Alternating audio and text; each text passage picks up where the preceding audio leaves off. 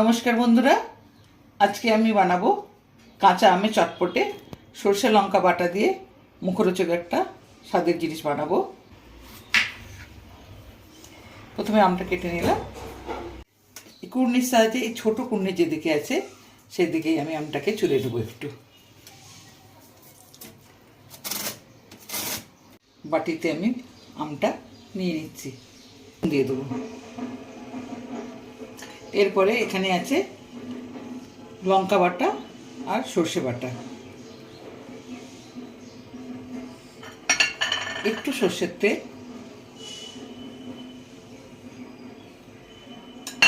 একটু চিনি,